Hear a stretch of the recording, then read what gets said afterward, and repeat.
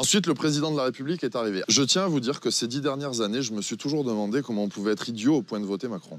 Et bien j'ai compris comment les gens se sont fait avoir hier, parce que je peux vous assurer que je suis pas impressionnable facilement, mais il m'a impressionné. Il m'a impressionné parce que quand on vous dit qu'il a un charisme hors du commun et qu'il est extrêmement intelligent, c'est pas quelqu'un que j'ai envie de flatter, je pense que je l'aime pas plus qu'aucun d'entre vous, mais c'est quelqu'un qui est impressionnant, et c'est ce qui a fait que d'ailleurs, dans l'assemblée que nous étions autour de lui, je peux fièrement vous dire que le seul qui a osé lui rentrer dedans, et je dis bien le seul, c'est moi. Sincèrement, moi j'ai eu l'impression de rencontrer le diable. Je n'ai pas de mots pour vous décrire ce que ça m'a fait. J'ai eu l'impression de rencontrer quelqu'un qui était limite pas humain, mais c'est quelqu'un qui a un pouvoir de persuasion tellement fort. L'expression vendre du sable à des bédouins, lui il le fait les yeux fermés.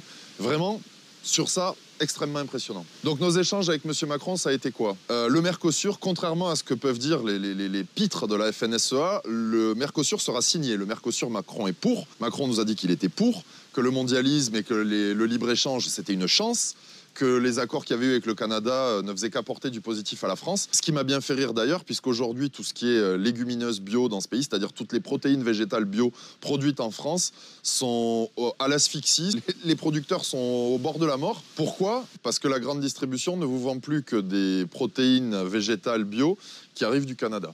Voilà pourquoi le CETA, c'est une chance. Donc Macron est pour le Mercosur, mais il veut obtenir plus de clauses miroirs qui seront jamais applicables, et il veut obtenir plus de garanties sur les contrôles. Il les obtiendra jamais, et même avec ça, en fait, les paysans de ce pays n'en veulent pas du Mercosur.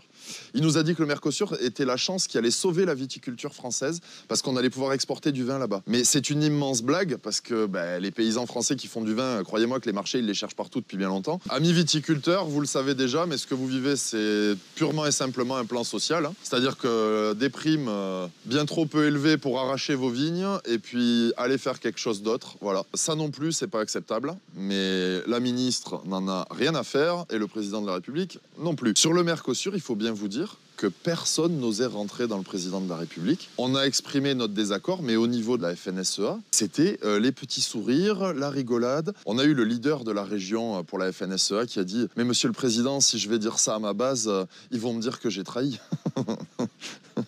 C'est peut-être ce qu'il fait déjà tous les jours, mais c'est un autre sujet. Donc ils se sont couchés et ils sont sortis en disant à leur base « Ah mais Macron, il veut pas signer. » Mais Macron, qu'est-ce qu'il nous a dit qui fait qu'on sait que c'est fini sur le Mercosur? Mais on le savait déjà, je vous l'avais déjà dit avant en vidéo. C'est qu'il a dit que de toute façon, même s'il voulait, il n'avait pas la minorité de blocage et que donc il ne pourrait rien faire. Je lui ai d'ailleurs rappelé au début, quand il a essayé de nous expliquer que le Mercosur ne se ferait pas, que JBS, qui est le géant mondial de la viande, ça vient d'Amérique du Sud et ça a même conquis l'Amérique du Nord aujourd'hui, a publié dans la presse internationale le fait qu'ils avaient déjà signé leurs accords commerciaux avec l'Europe. Donc si une méga société d'agroalimentaire a déjà signé ses accords avec l'Europe, c'est que le Mercosur, c'est fini. Et Macron a poussé le cynisme à nous dire que, vu qu'il n'avait pas la minorité de blocage, si on ne voulait pas que le Mercosur se fasse, c'était à nous, paysans français, d'aller convaincre les paysans italiens et les paysans espagnols de mettre la pression sur leur gouvernement pour que leur gouvernement change d'avis. Mais c'est complètement dingue. Qui est le chef de l'État, en fait? Et le chef de quel État? Puisqu'au final, il n'a aucun pouvoir devant l'Europe.